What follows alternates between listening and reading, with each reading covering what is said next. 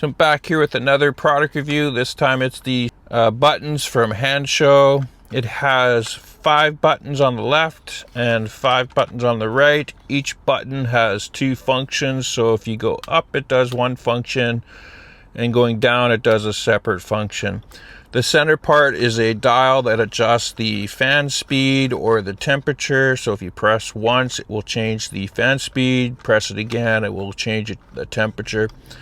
I'm not sure which one they sent me. I'm assuming it's the Celsius one, but we'll see. Just be aware that when you do purchase it, if you are interested in purchasing this from Hansshow, I have a discount code down in the description for it. But this device either comes in Celsius or it comes in Fahrenheit. So you can't adjust it afterwards, so make sure you purchase the version that you're going to want.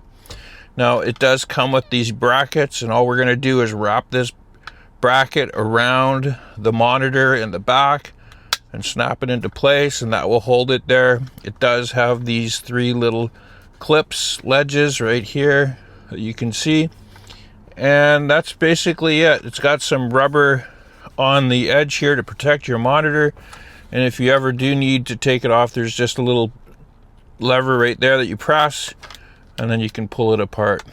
You do need to power it with this USB, so you'll run this cable here. So we'll go through that.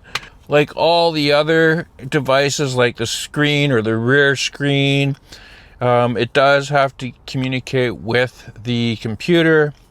So it requires this cable that will plug down in the bottom there, over here on the A-pillar, down in the footwell on the passenger side. We've done that multiple times, so it's super easy. I'll show you how it's done again. And then this module gets plugged into this tiny little cable right here. So there's the cable right there, and it just gets plugged into here. And so this device here will communicate with this wirelessly. So that's all there is to it. So let's go ahead, we'll install this and go from there. Okay, so we have this wire right here. You can see it's going to go in behind here. So what we're going to do is pull this off.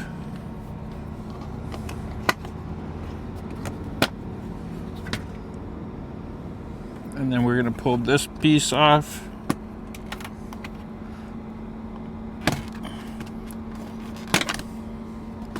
And then we just need to take this one out. So what we do is we go from here. Just pull this up.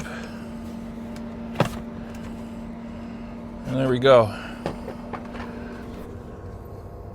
So I already have some devices plugged in, but it would normally just, what you would normally see is this port would be empty, like that. And then all we would do is plug this cable right here into that one.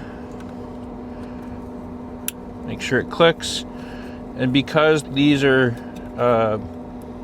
you can add multiple devices, we'll just go ahead and add this to the chain. And then all we have to do is plug in the power. So that's this one right here. Again, all we need to do is press that in, pull it out, plug this one into there, and then plug that into this one. And then we should be good to go. And we're just gonna have to, again, I've already plugged in the module that we did earlier, and then you just gotta hide all the wires and put everything back into put the covers back on. So I'll go ahead and do that.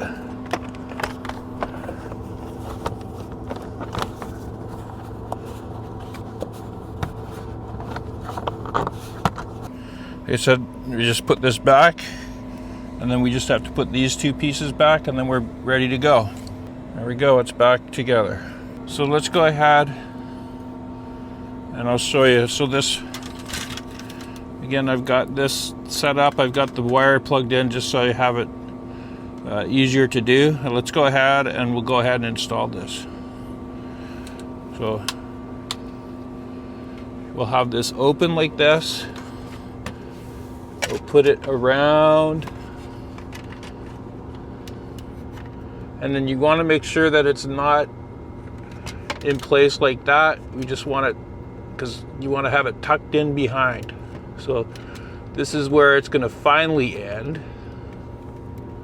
right there with those clips, but we're gonna just bring it a little behind.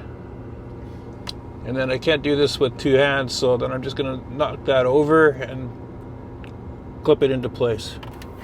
I'm just gonna wrap this around, feel for it, snap it into place. Let's hear that. There we go. And then you can see we have this here. All we're gonna do is just pull this forward and lock it into place. We still need to plug the power cable in. Okay, so that's how it, let's turn the fan down so you can see there. Let's bring up the fan, so I'll show you this.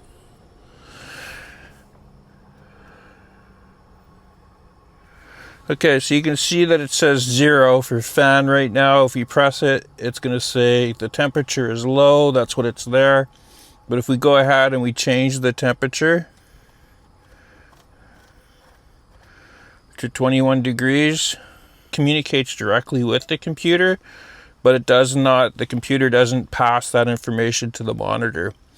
So these changes here, everything else will be the same, but if you change the fan speed here,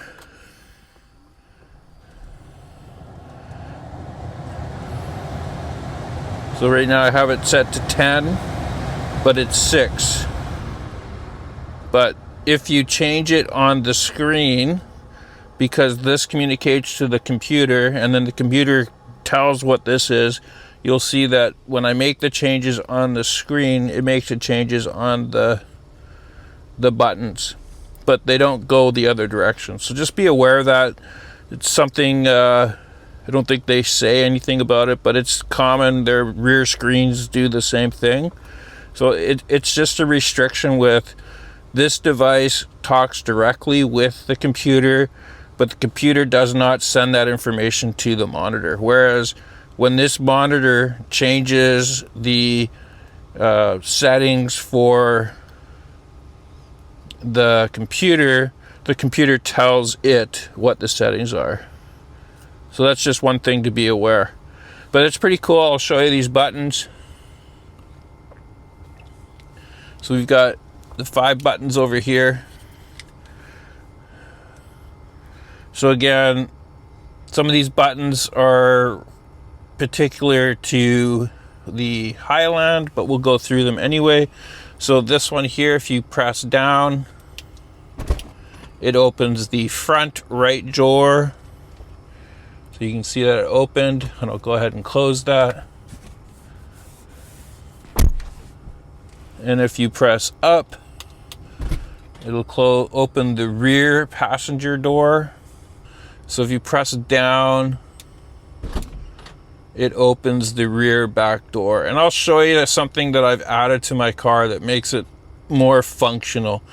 Because when you do press this button, the front doors kind of pop open, but the rear doors, they kind of half open, so it doesn't really help. So I've added a small little spring that I've used for other functionalities that I have, like the cyber buttons that I have.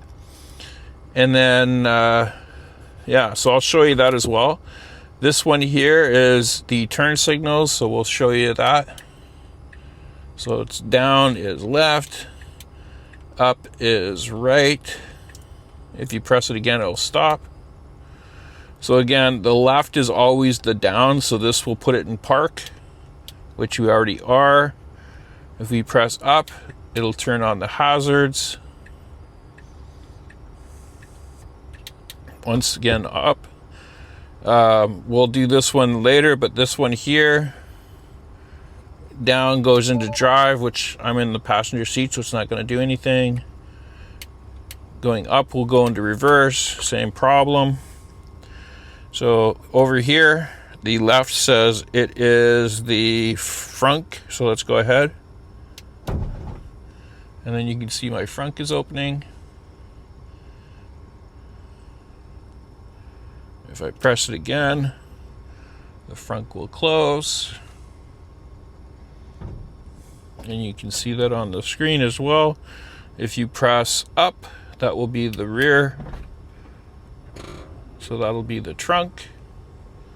And again, if you press it again, that will close it. Over here we've got sport mode. I'm not sure exactly what that does, but it's probably nothing that I need. And then up is supposed to be massage seats. I'll have to check that out. Over here, this button is down for preconditioning, and then up is the charge port. There we go, my charge port opened. Up again, it closes. This one over here, this one moves the seat, passenger seat forward, and that moves it back. Now, I'll get out of the seat and I'll show you what that does, but when you're pressing it to go, this is to move it in. It moves the backrest in as well, so it's really for like making more room in the back seat. That's really all it is. And then we've got this button here. This one looks like it locks the windows. And this one turns on and off the interior light. Okay, as I mentioned earlier, I put this little spring right here, just taped it in place. So what it does is it adds just a little bit of spring for the door. So it helps just pop it beyond that locking mechanism that's there. So again, it's helpful if you're wanting to open the door, especially like on the passenger rear side where everybody's getting in and they don't know how to get in the car. It's basically when you're pressing the button, it pops it enough so that someone can just grab it. So again, I'll do that again. So that unlocking thing. So I'll go ahead. Okay, so I'm just gonna open up the rear door. So see how that launches out? It gives it just enough that you can open up the door. I'll do that again. See that? It opens it up just enough that you can just grab it right there. Like that.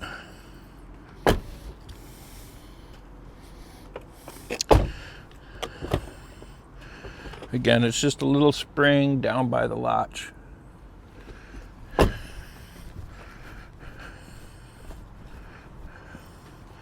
So I'll show you on this side too.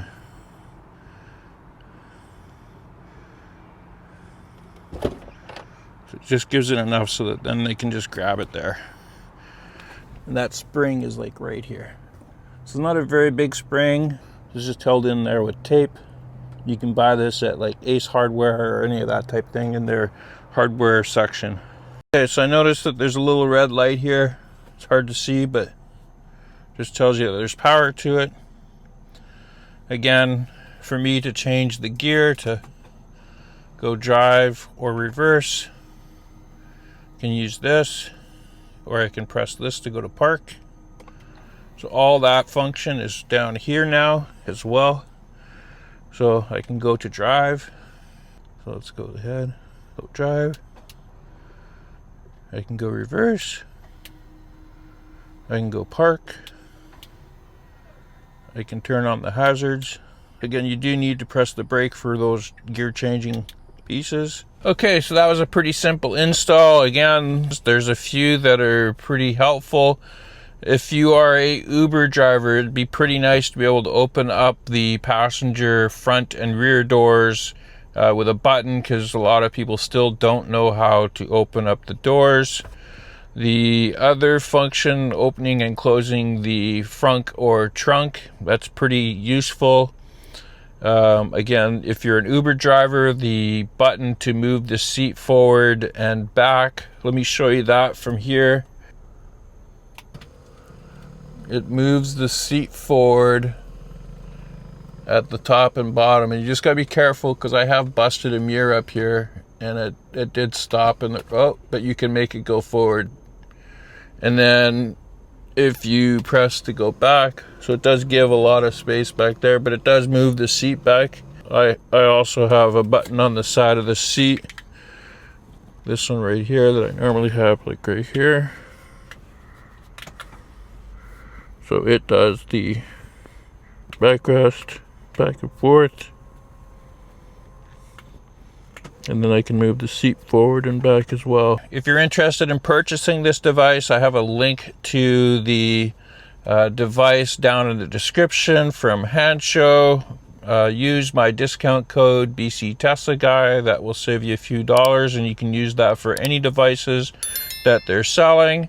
And if you happen to do it during one of the big sales like back to school, summer, Black Friday, or Christmas, you'll get some amazing discounts. So anyway, again, thanks for watching this video, and be sure to come back for more videos like this.